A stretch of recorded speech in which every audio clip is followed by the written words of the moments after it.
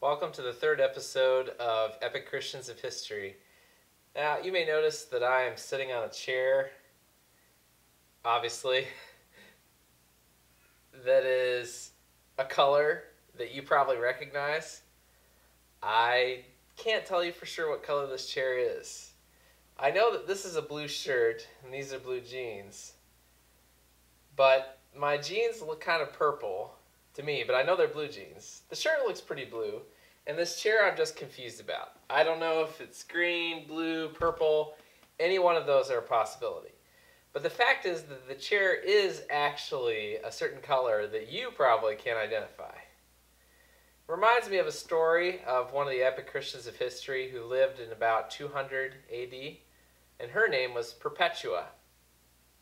Now, unfortunately, we don't have a lot of writings or stories from the early Christian leaders who were women, but we know that they existed. We can look at Romans chapter 16. We can look at Acts.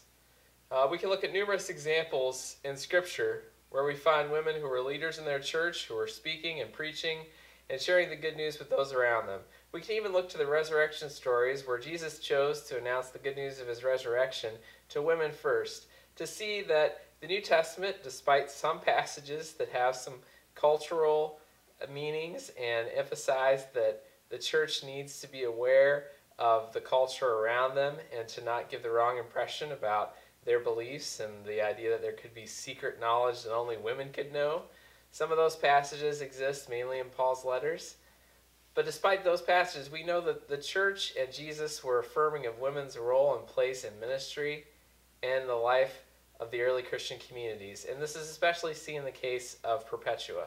Perpetua was told by her father to renounce Christianity, to escape from the bonds that the government at the time, the emperor, had placed upon her as she lived in Carthage and was brought up on trial. But Perpetua said to her father, "Look at this vase. Can you call this vase anything but a vase? No matter what you want to say about the vase, it's still a vase. Just like the color of this chair is whatever color it is, whether I see it that way or not." And Perpetua said, "I'm a Christian. That's the identity of who I am. I'm a mother, I'm a wife, I'm a daughter, but the most important thing in my life and what defines me is my belief in Jesus, and I can't let that go. And I will not let that go." And because of that, Perpetua was martyred. We can see her story. There's some editing in the story. It's somewhat fragmented, but in it we see the clear picture of a woman who has sold out for Jesus.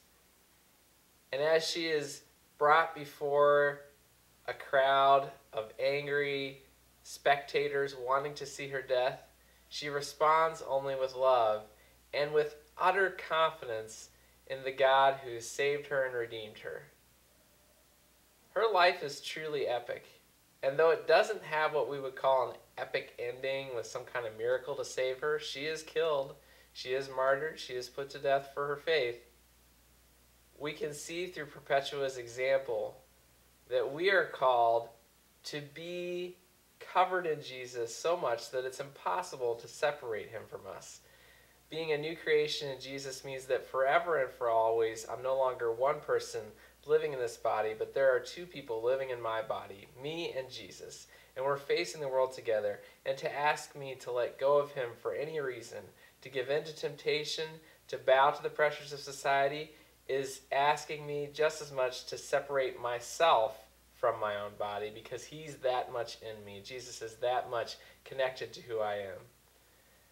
We want to think about the example of Perpetua and ask ourselves, when's the last time you've had to say no to someone or something in life asking you to disconnect from Jesus? Is your relationship with Jesus a close relationship, or is it more a long distance? You call on him when you need him. Or is Jesus so much a part of your life that it's impossible to think, to speak, to act, to live a moment without the knowledge that he's there? That's the life that Perpetua and her example calls us to.